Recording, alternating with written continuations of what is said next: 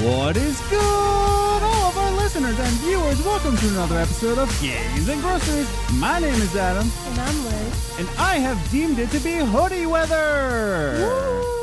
Woo! Liz, you're kind of hot. We have lights on too on us. And I have already deemed it hoodie weather because I want to die by the hoodie.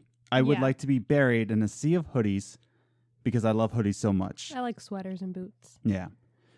We picked up a minimalistic lifestyle, and so that means like I wear the same shirt, I have the same jeans.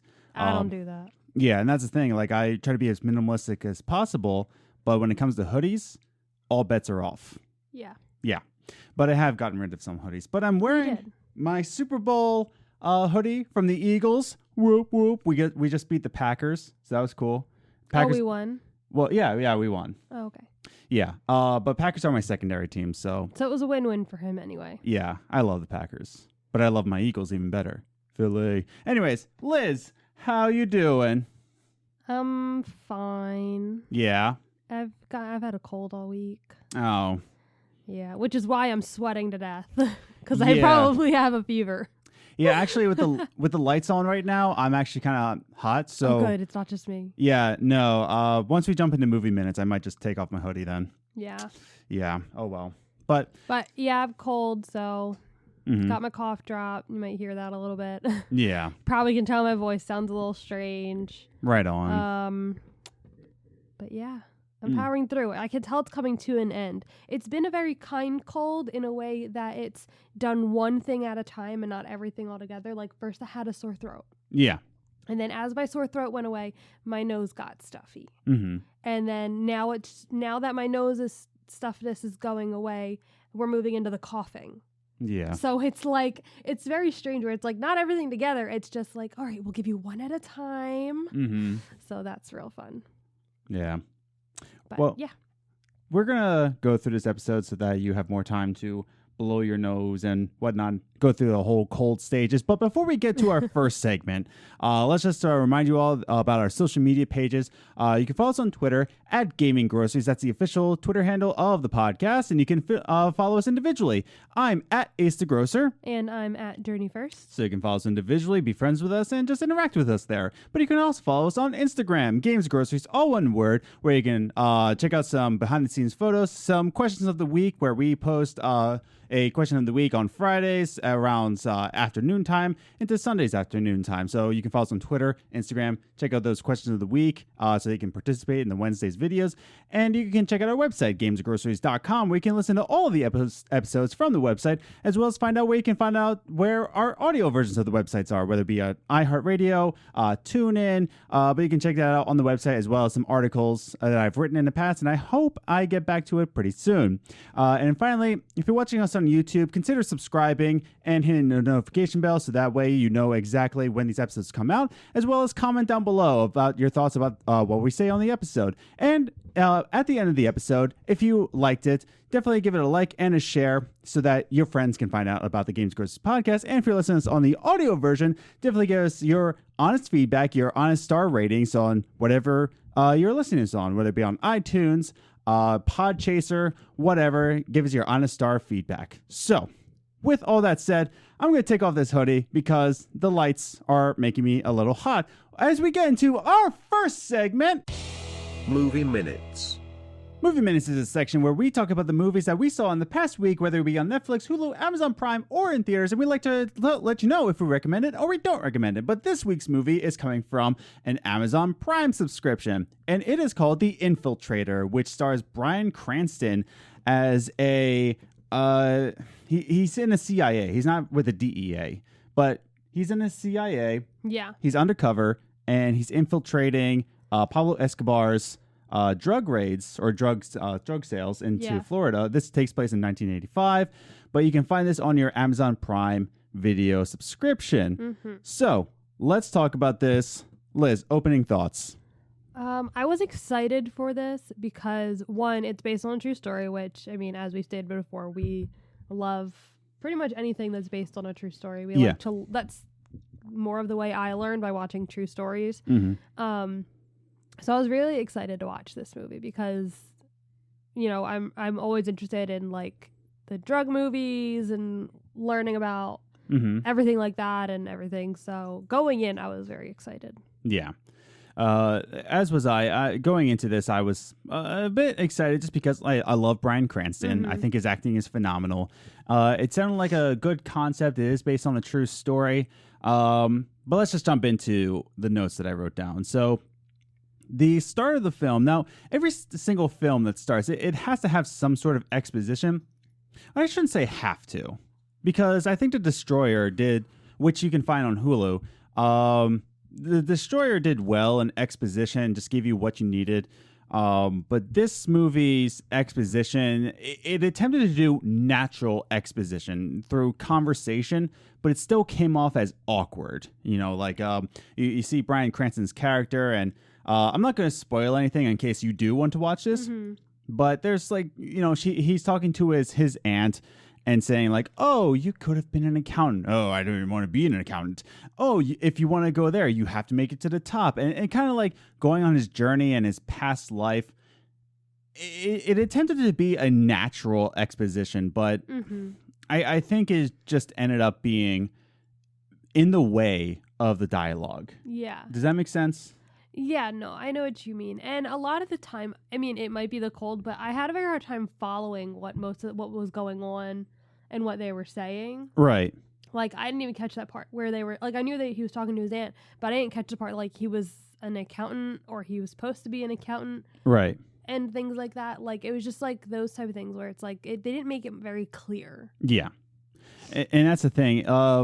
The script writing was a bit off. It didn't seem to take any kind of creative direction with the story, because with true stories, when it says based off a true story, you have to take some creative liberties with the story, because someone's life doesn't really necessarily translate into a movie script, and therefore you have to take some creative takes. There's this movie, and again, sorry, I'm saying another movie. I said The Destroyer, but now I'm saying the movie Aftermath. The movie Aftermath, which stars Arnold Schwarzenegger, it took some creative liberties into that true story. If you actually read the true story, it's loosely based on it. Yeah. But that's the thing. Sometimes the actual story doesn't really translate well into the movies. Yeah. Right? So it attempted to say his life, but kind of ignored that you need to have creative liberties there. Yeah. So that brings me to my next note. The script doesn't do anything for the main character.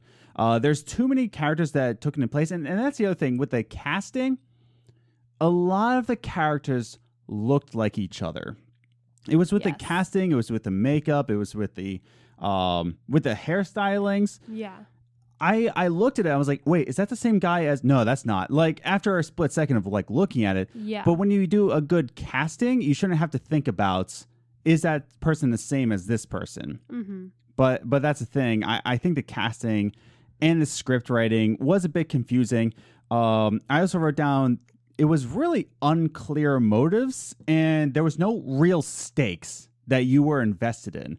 And that might be because we've seen these types of movies before, where it's a DEA, a CIA agent who's playing undercover to take over the drug lords, right?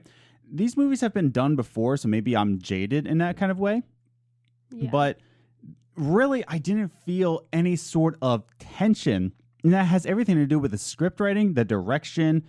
Did you feel the same way? Yeah, like they never really explained what the risk was. I mean, yeah, we all know the risk of...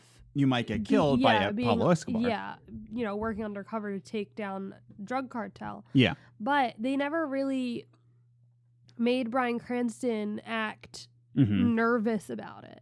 Yeah. If there's like maybe one scene where he was like, what are you doing?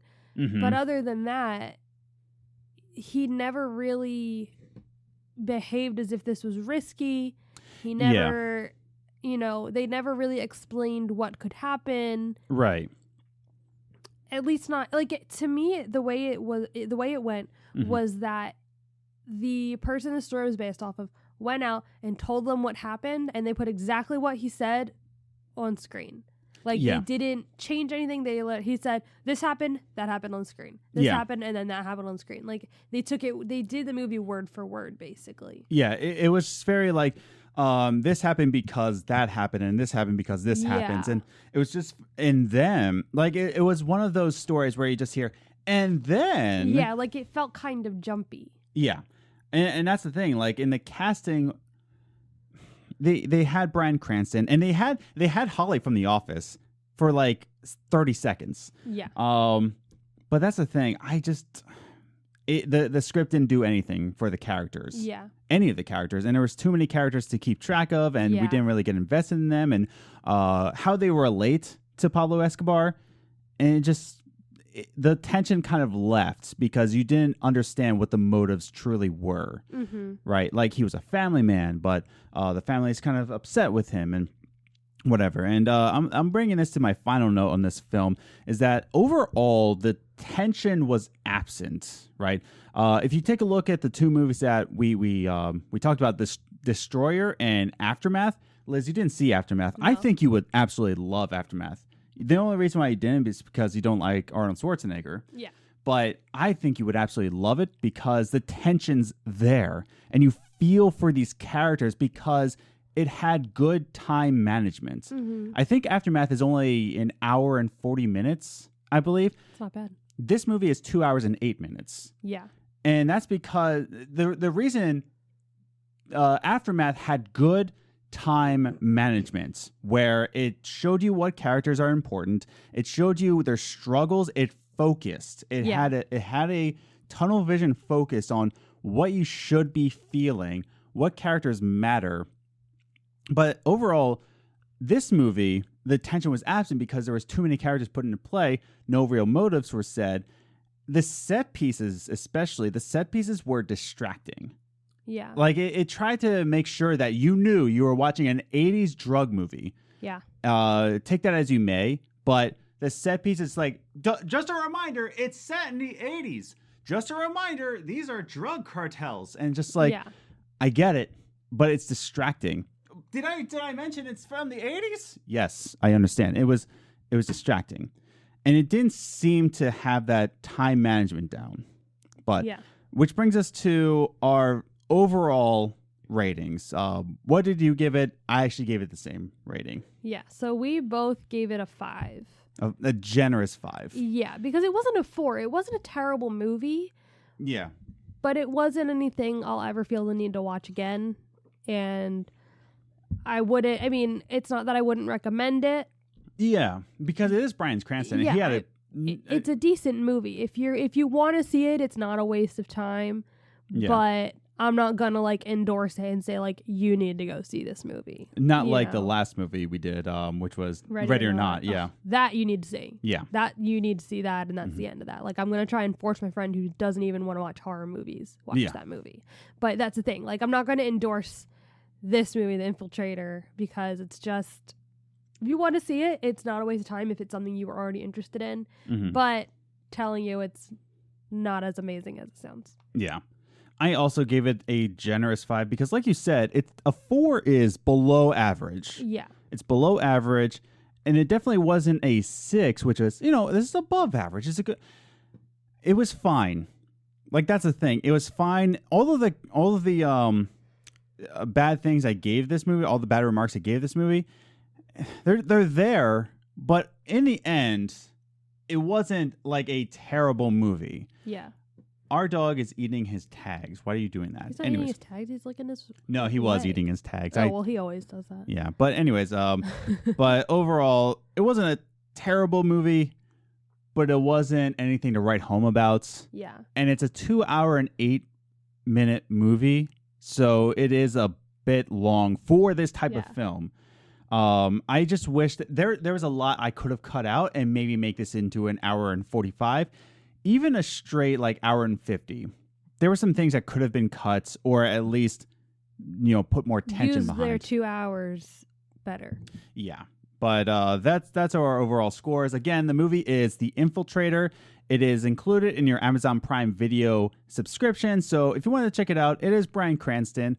He does have a good role in the film, so if you want to check it out, you can find it on Amazon Prime Video if you have that subscription.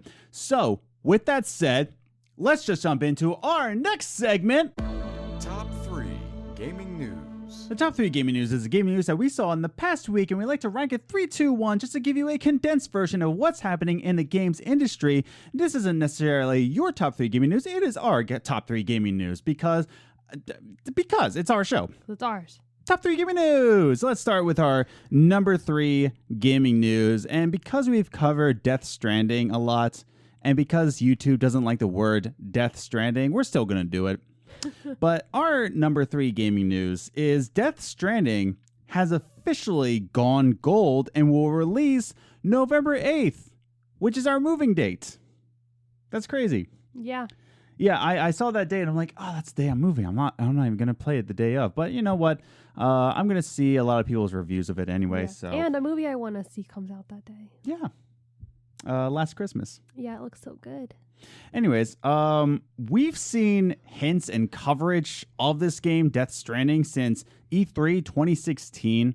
So it's been around for a while, and we've been trying to learn about it more.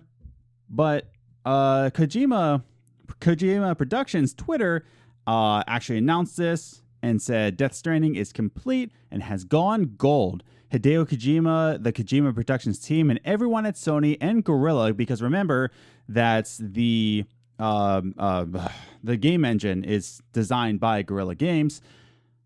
What's it called? I can't remember what it's called, but it's designed by Guerrilla Games. Cast members and all put their heart and soul into it. Thanks for your support, and we can't wait to bring you a new Hideo Kojima game. Play it November 8th. So, all of your questions will be answered in November, but a lot of skeptics are coming out and saying this might be a flop of a game. And I will admit, the more gameplay that's coming out from this, the more I agree. It just looks very strange. And in fact, this is this week's topic. Our big topic is all about, are mysterious games better? And that's what this is. Even Hideo came out and said he doesn't even know the story of this game. So it's just very nice to know that it has gone gold. It's officially coming out. Our questions are going to be answered on November 8th. So any thoughts on this? It makes me sad that you said you think it's going to be a flop. Well, that's the thing. It's just like you see the gameplay, and even I haven't seen any gameplay. Yeah, I try to steer away from it, but you know I'm constantly on Twitter, so it's always hard there to avoid. Yeah, but yeah, I mean that makes me kind of sad because I was kind of excited for this game. I mean I'm still kind of excited for it. Sure. Because I want to know what's been cooking, but I still want it to be a good game. Yeah. I'm not saying that it's definitely going to be a flop. But the thing is that Hideo doesn't know his story, hasn't really communicated with his team members, and also he keeps saying, like, this is a new genre of a game. This isn't a stealth game. This is going to be a stranding game. What does that mean? Well, that's the thing. I don't know. Like, he's trying to... And that's the thing. I feel like he's trying too hard instead of just letting it be its own genre. Yeah. You always talk about... and I'm assuming he's saying stranding game because he's trying to be like a Metroidvania game or a roguelike game. But that's the thing. The developers behind Metroid and Castlevania didn't come out and say like, oh, we're making Metroidvanias.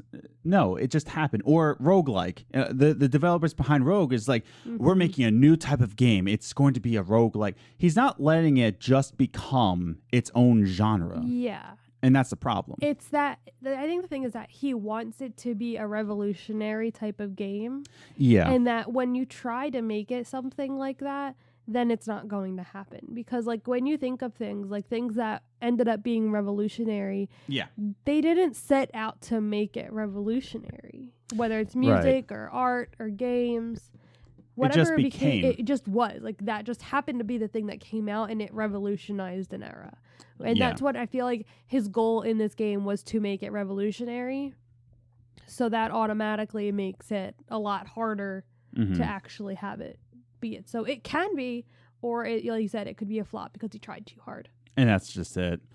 But yeah, it's going gold. I mean, it's already gone gold, so it's officially released November 8th. So Yeah. let's move on to our number 2 gaming news. And this is, because we're a registered green party. Save the trees, y'all. Bank it. Saving the planet. Okay. But also, PlayStation 5 is about to save the planet because the PlayStation 5 will be drawing less power in a set mode that you select, and you better, because recycling, green party, and it's going to be in participation with the Playing for the Planet Alliance. Now, let me explain. The Playing for the Planet Alliance was initiated from the UN Climate Action Summit, and this was to, sorry, I'm losing my train of thought here. But it was done by the UN Climate Summit, and it's so that people who play video games, because the video game industry is becoming so massive and so many game consoles are in people's homes, that they decided to make this alliance, this initiative. And so far, 21 video game companies have signed up for this initiative, for this alliance, including Sony Interactive Entertainment. And the CEO, Jim Ryan, has made this statement in a PlayStation blog about the PlayStation 5. He says this: I am also very pleased to announce that the next generation PlayStation console will include the possibility to suspend gameplay with much lower power consumption than the PS4, which we estimate can be achieved around 0.5 watts. If just 1 million users enable this feature, it would save the equivalent of the average electricity use of 1,000 US homes. Now, I want you to say in your head, 1 million and it's only 1,000. Okay, so I believe the PlayStation 4 just passed 95 million or 94 million. Mm-hmm. I believe that's correct. Sounds right. Yeah, 94 million. And they're just saying if 1 million enables this feature, it will save the equivalent of the entire household. Of 1,000 US homes. Yeah, refrigerators, light bulbs, everything of 1,000 U.S. homes. So and we're not talking about tiny little studio apartments. That also includes giant houses with a lot of electricity going around. So I would like to know where I got those stats, but I mean, it's still cool. I mean, one, and I wrote this in my notes, let's say you're not in it for the recycling thing. Fine. You're not in it for Save the Planet. You're making Captain America cry, whatever. But Captain America and Captain Planet. So that's on you, friend. But if you're not in for that, it's saving on your electricity bill. Yeah. Saving on electricity. I'm all for that. Yeah. So it will at least save on your electricity bill. And this is a good initiative. It's not costing anybody money. It's a game mode that you select. Yeah, you can choose to use this. It's an option. Yeah. And that's really cool. And I think this is an excellent move on Sony's part for our lower energy use. And also, it's come out that Microsoft is going to be making the production of Xbox, the next generation of Xbox consoles, more carbon neutral. Yeah. So that's pretty cool. Yeah. So, and I think this is another thing that is going to help gamers and video game culture. Yeah. Be seen in a better light. Exactly. It's not hurting the cause. Yeah. So I like it. I like saving on my electricity bill. And same. Again, Green Party. Let's go. I don't even know who our candidate is for presidency of 2020. Jill Stein isn't running anymore. We should look into that. We should. Research is important. But speaking of research, we researched the number 1 gaming news, which most people didn't research. And that's the Fallout 76 helmet debacle. Yeah. So Thought we were done reporting on these.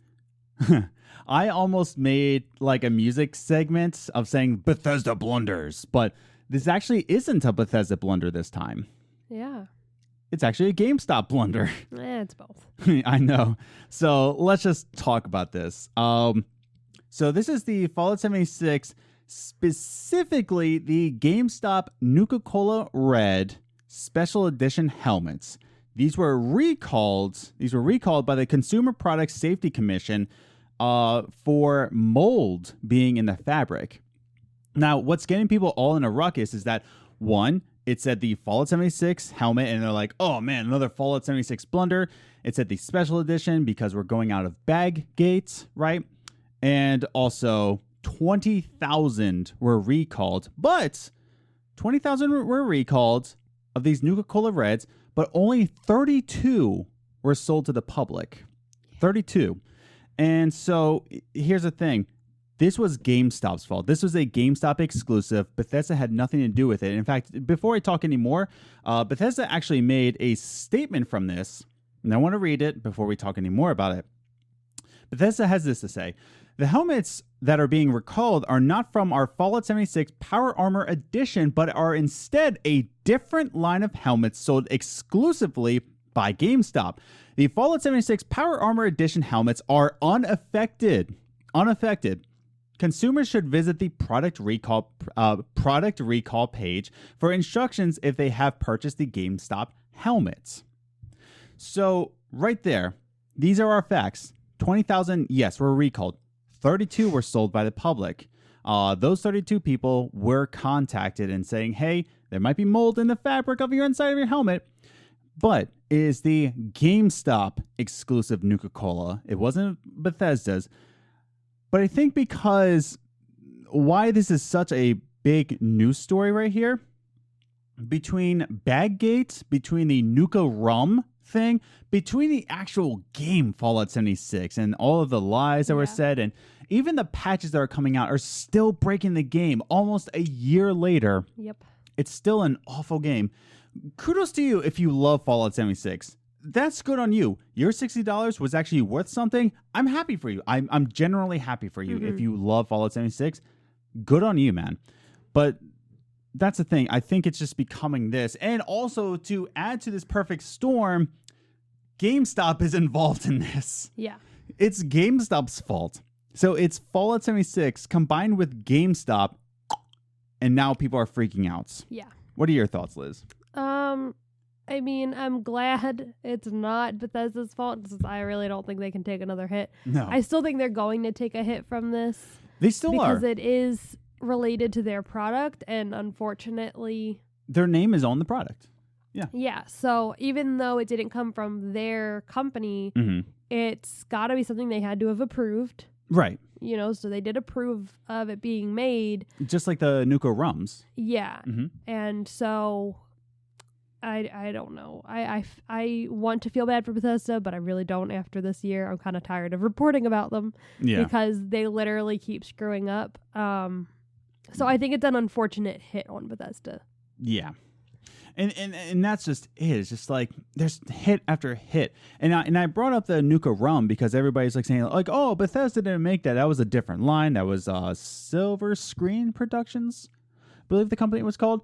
But still, Bethesda approved it. And they still approved it. And if you don't know what the Fallout 76 Nuka Rum was, it was supposed to be this collector edition rum bottle that looked like this metallic, rocket-shaped rum bottle. It was supposed to be a collector's edition.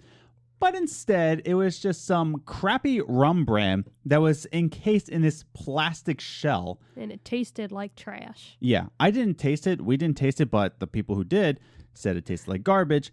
And it's basically something you could get in your Happy Meal at McDonald's. If McDonald's sold rum. I'm sure somewhere, like in Kentucky or something. If you're listening from Kentucky, I love you. Mwah, subscribe. Anyways, Jeez. but that's the thing. Is that all of this coming together, and with Bethesda's blunders lately, yes, it wasn't Bethesda's fault, but it's just still thing after thing. The leather jacket that was sold for what, $276, and it was just like this ugly leather jacket. Yeah, that was terrible. Who's gonna wear that? And that's just it. I'm not trying to bank more on Bethesda, but it's just like at some point, people, just at some point, you gotta stop. You gotta stop selling outside products. And I know this is GameStop's fault. I know that. I understand. But Bethesda, you really got to chill on the whole outside products. You gotta stop merchandising the Fallout brand and just make the game good. And it was good. And then he patched it. And then it just broke everybody's game again. And I think GameStop is very lucky that only 32 people bought this. Only 32. Because they're already in a hole, and if they had to refund thousands of people, they'd be in a whole lot of trouble. Well, they're still in a lot of trouble because they still purchased 20,000. Oh, yeah, that's true. And so that's 20,000 of product that they purchased and they no longer sell. Yeah, that's true. So, yeah, I think that it's important to also note that GameStop is not in a good place either. No. Because they were already also in a hole, and they're just digging it deeper.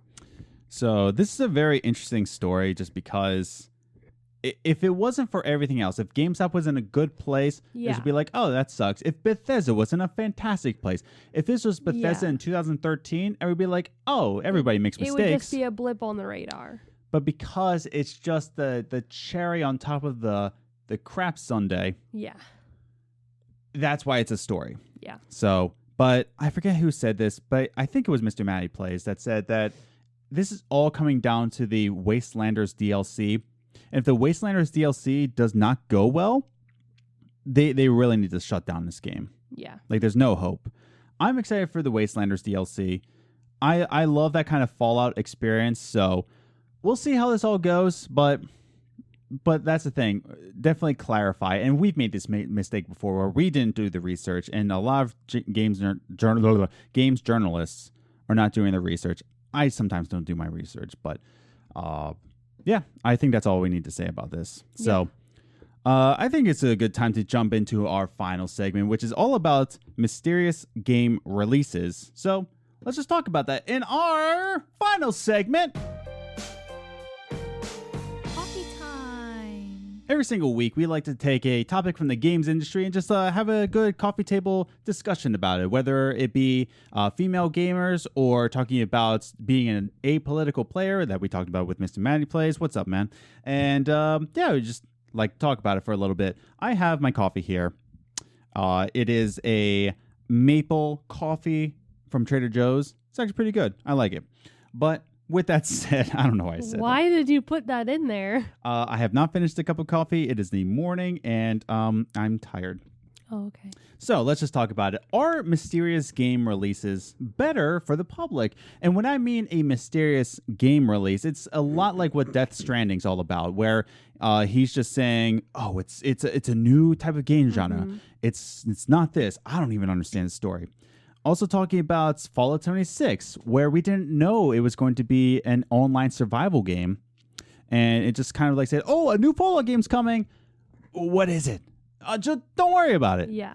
Or even better, Red Dead Redemption 2 or Last of Us 2, where it was just a better kind of mystery. Yeah. Or we can talk about Mass Effect Andromeda, where no information was dropped.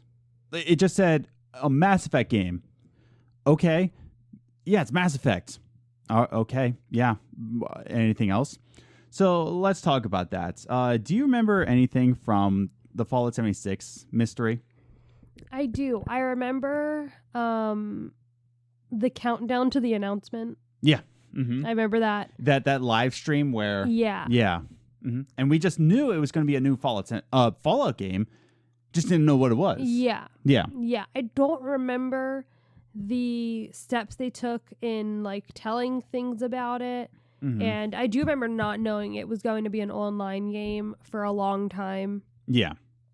And the first person who said it out there was Jason Schreier, like, hey, just letting you know, it's going to be an online survival game. And we're just like, come on, Jason, it's not going to be that. And Bethesda's like, it's going to be an online survival.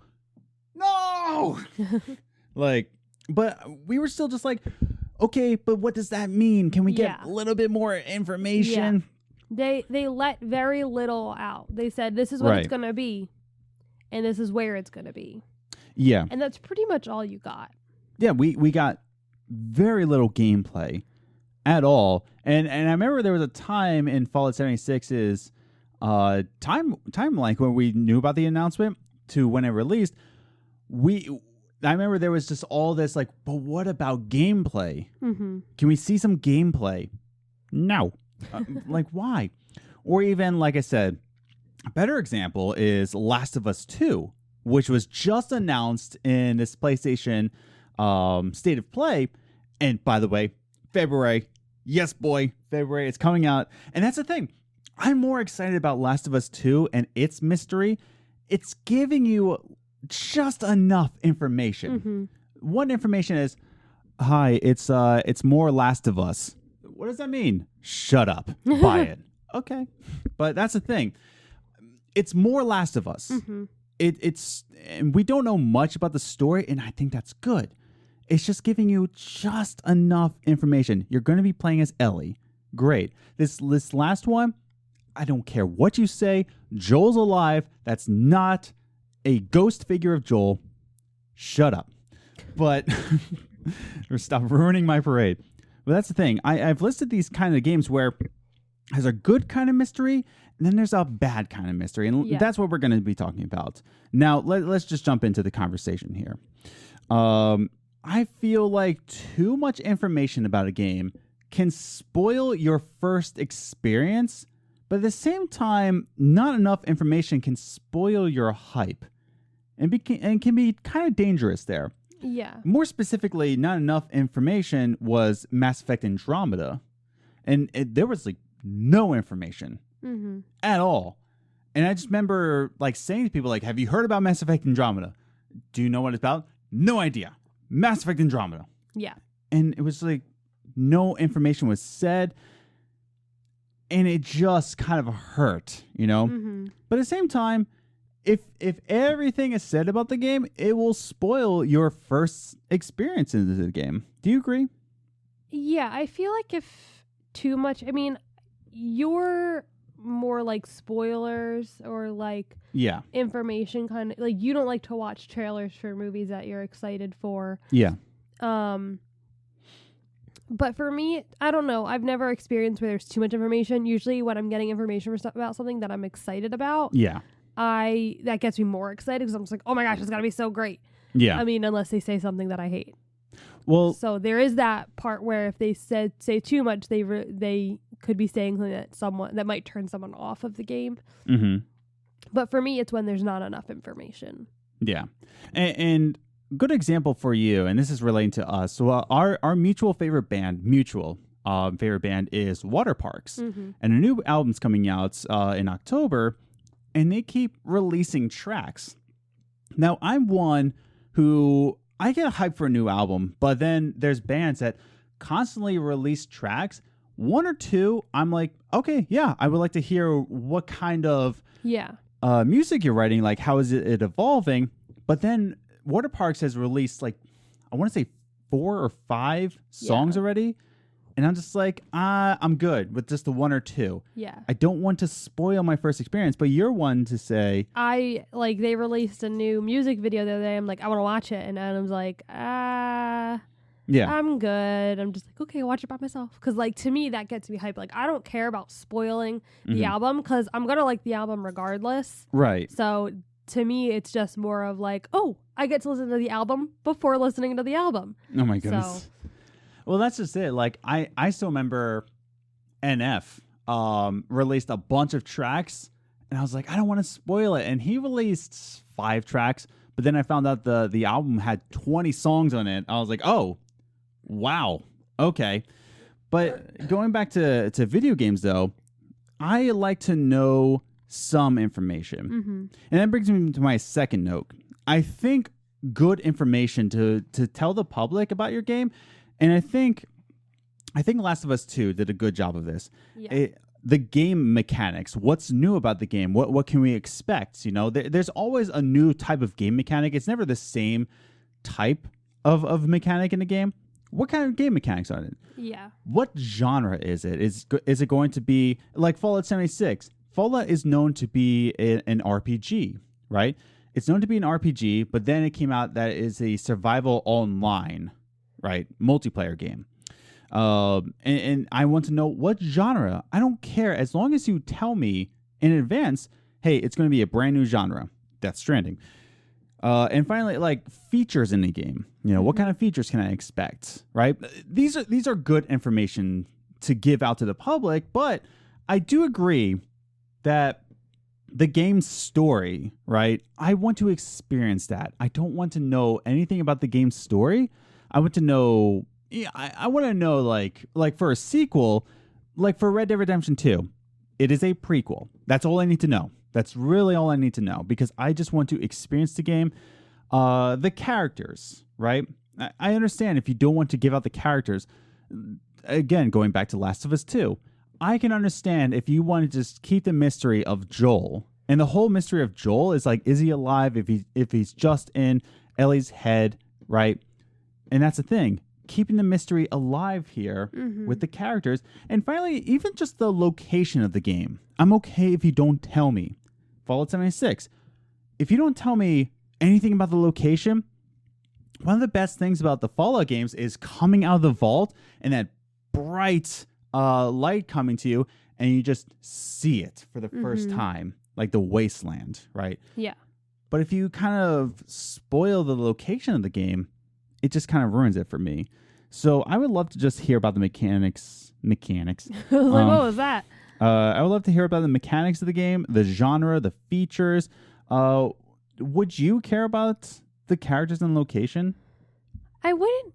I mean, talking about Last of Us 2 because you still I have still to have beat. to finish The Last of Us, so I really don't know what's happening right now. By the way, for all of you listening who have PlayStation Plus, Last of Us, the very first one, the remastered version, is going to be free on PlayStation Plus in October, as well as MLB The Show 19. I'm excited for that because baseball. Anyway, But so for me, it's like I like the mystery of like, is that actually going to happen? So I'm okay with like a little mystery because that also gets you very excited. Right. When you're like, oh, what does that mean? What, like, think about like the Star Wars trailer. Like, Yeah. what does that mean? What's happening? Mm-hmm. So like, I don't mind a little bit of mystery, but I like knowing things because that gets me excited. Like, not even knowing things. It's like when they release stuff or when they have trailers and things like that, I don't find that to be spoilery for me, or it doesn't like spoil the game for me. Right. Because to me, that's like, oh, that gets me so hyped. Like, oh my gosh, did you see that? What does that mean? Yeah. Like things like that. Whereas if they don't give out enough information, if they don't show things very often,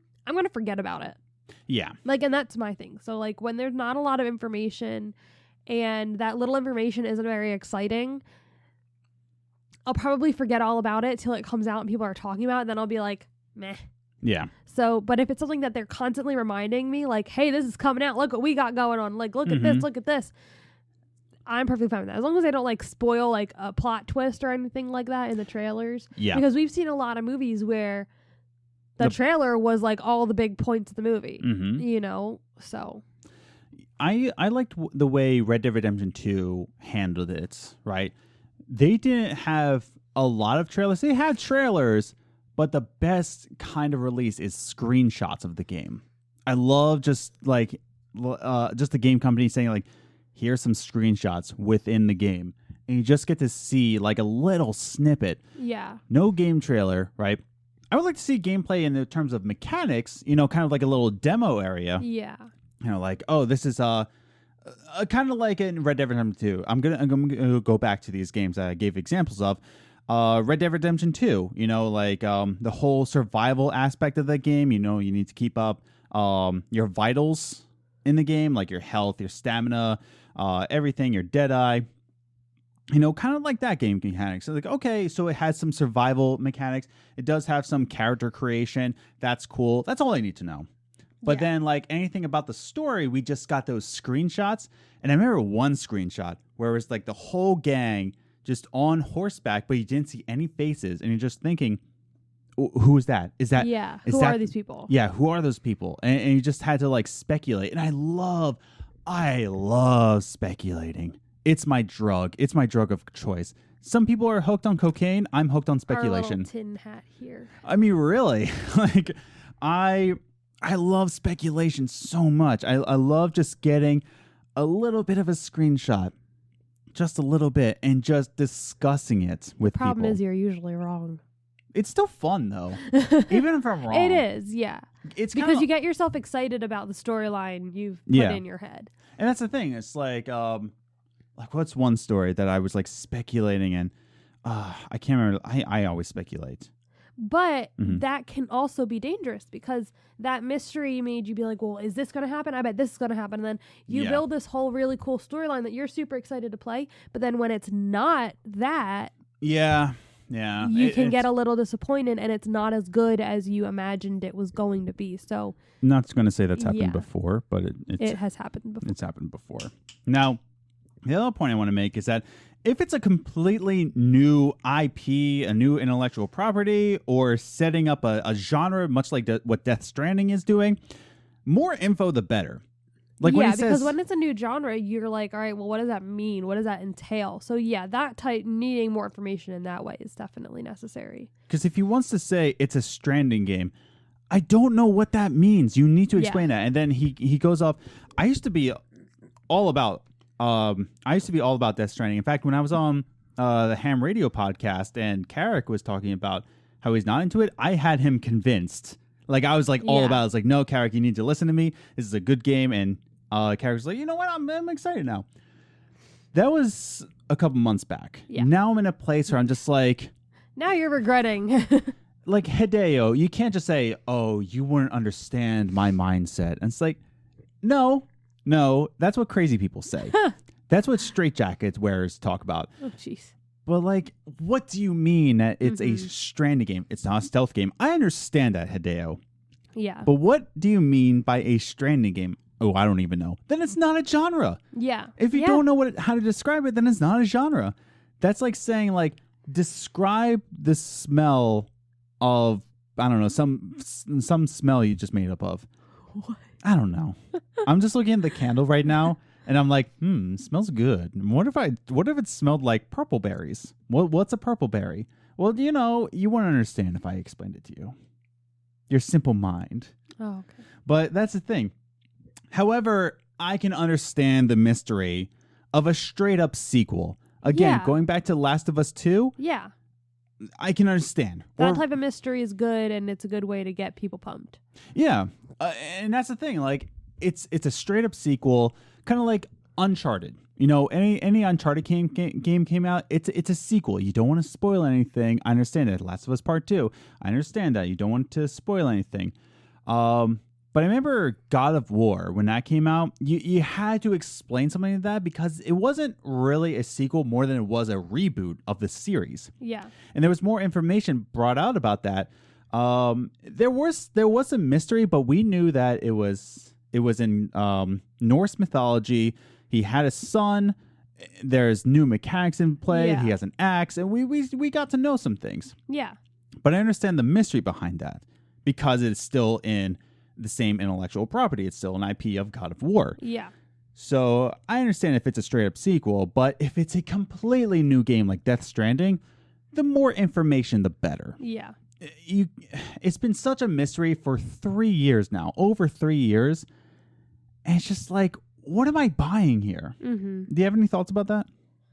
I mean, yeah, I agree. When it comes to Death Stranding, it's, like you said, it's something that's new that no one's heard of. No one knows what a Stranding game is. Yeah. So, yeah, to have that gameplay mechanic trailer or more information of what the game's going to be about would be very helpful because right now people are just so confused on what is this game, what is going to be happening. They might be a little weary to go out and buy it. Right. So I don't think they will end up having first day sales as big as they would want. Exactly.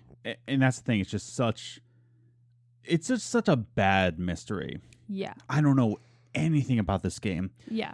There's the combat, the easy mode, the story, the ladders, the ghost people that you deliver Amazon packages to. What is this? It has to do with American government. I just want to know what he means. Yeah. Which brings me to my next point. We are not shareholders to any part of Kojima Productions. We're not shareholders. We have no right to know every single part of the story. I get that. We're the consumers. We are the consumers. But I get that I don't have the right to know this information. I don't have the legal right. I don't have the economic right. I understand that. And a creative director just needs to put his vision out there. I get that. However, we're being asked to give Kojima Productions and therefore Hideo Kojima $60. He's asking us, I would like $60. Why? Why do you want $60? Exactly. So, Well, and it's just like, well, you wouldn't understand if I explained it to you. yeah, and that's what I meant before. It's like, yeah, we're not shareholders, but we're the consumers. So if you don't convince us that this is a good game, Yeah, you're not going to sell it. exactly. You know, so they'll probably still get a ton of people who buy it like release day, but not as much as they would if they would tell us what it's about and what it means. Exactly. I mean, and that's just it. It's just like, I understand the mystery needs to be involved in the game. I understand there's things that you don't want to share to the public, but there's got to be something you can share with us besides this bizarre gameplay that it looks a little jank. Yeah. And I'm now this is from a person who was overhyped about Death Stranding and was going to buy it day one, no matter what. Yeah. By the way, that PS4 Pro bundle, that looks awesome. I like it a lot. It's nice. You didn't see it yet. No, I didn't. It's actually pretty cool. But that's the thing. You're asking me to give you $60 day one. What's stopping me from just waiting until it's on sale or when it's in the used bin section, right? Yeah. That's the thing. You can't just expect people to just buy it right away. Yeah. You know. Any other thoughts? No, I mean, I think I've pretty much shared my thoughts on this. In situations like Death Stranding, where it's a new game and apparently a new genre, more information is useful. But for me, I like the more information. Not even more information, but I like to know things without ruining the mystery. As long as you keep the mystery of like the plot or like plot twists. Right. Keep plot twists to yourself. Hint at them. Let me get excited over what it could mean. Yeah. But other than that, not enough information can also be damaging for me. Yeah. He also did share that there are going to be long cutscenes in this game. I'm not looking forward to that. Yeah, he's not helping. What he is releasing is not helpful. Yeah. And that's just it. Like, if you're expecting people to give you $60, right? Now, again, I keep going back to Last of Us 2 because I think they're handling this mystery thing so well. I personally think they are. You might be thinking differently. Comment down below. If you're watching this on YouTube, comment down below. What do you think about this whole Last of Us Part 2 situation? But it does help that it is a sequel. It's a sequel. It's giving us enough gameplay. It's giving us enough story. I think Naughty Dog is handling the mystery of this game very well. They're handling themselves very well, giving us just enough to just go off of. Yeah. That first trailer, we started to see that, like the first reveal, it's Ellie, right? It's Ellie playing guitar. She looks like she's seen some stuff. And then we have this mystery Shadow Man coming into the house. Is that Joel? Is that an enemy? I don't know. And then it just kind of stopped right there. Then we got some gameplay of it. Like a few months later, we got some gameplay and it looked so vicious. And I was like, yes, please. And it just looked more Last of Us.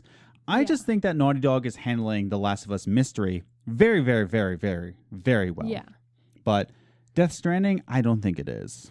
So closing out our conversation here, what do you think is the best way to create mystery while also creating hype? I think hint at the plot twist, but don't give it away. But don't give nothing. Yeah. Don't give the small things. Still give it like power and throw everything out there. But keep the mystery of the plot twist. Just hint at your twist in the story. Yeah, or a hint at the stakes. Yeah. In it. Like, again, Last of Us 2. I think it's hinting at the stakes involved here. Yeah. That's what I think it is. I think it's the matter of giving information, but giving good hints. Yeah. Don't give it away. Just give good hints. Right. And that's the thing. With Fallout 76, we had no idea what we would be doing. And then it just kept saying, like, it's an online multiplayer game. And I'm like, that's great. What's the purpose behind it? Because all Fallout games had a purpose, right? This one was just like, oh, you there's no NPCs. What? There's no NPCs. But you get to follow this tape recorder there's a tape recorder, and that's about it. Yeah. But it didn't hint at what the stakes are, what the story is. And again, I know I said that don't give me a lot about the story, but I would like to know there's stakes involved, right? That's it. Kind of like, and again, not the location of the game. I just need to know what the stakes are involved. Yeah. But creating hype is also just showing me the game mechanics. What's new about this game, right? What genre is it? I don't care if you're moving into a new genre, just as long as you let me know before I give you the $60. Yeah. Bethesda. And just the features about the game, right? I want to know what is new when I play this game. Mm-hmm. That's when controller in hand, what buttons am I pressing? What should I be expecting? But in terms of like character, story, location, just keep that on the minimal. Mm-hmm. Hint at it, right? I think Red Dead Redemption 2 also handled this very well, where it just hinted at it's a prequel. Arthur and Morgan.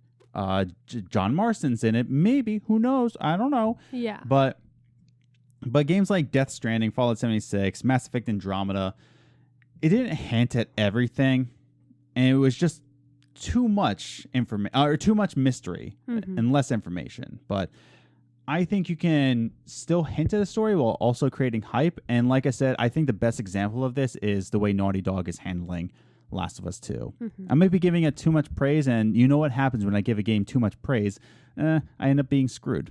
But I think Naughty Dog is handling this very, very well. Yeah. So I think that's a good way to close out our discussion. Yeah. Yeah. Any other final thoughts? Nope.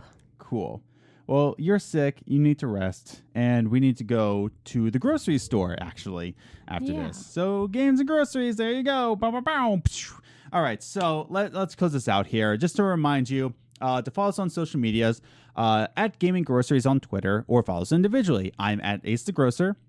And I'm at Journey First. I wasn't paying attention. You can also follow us on Instagram, Games and Groceries, all one word, where you can get behind-the-scenes photos and just gaming memes, and also question of the week that I post on Instagram and Twitter.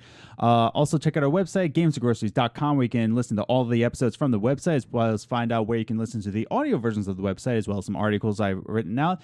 And finally, if you made it this far into the podcast, definitely consider hitting that subscribe button, the notification bell, so that you know when all the podcasts are coming out, as well as our question of the week videos, podcast highlights, and our Let's Plays of the Life is Strange chronological order when all that is coming out.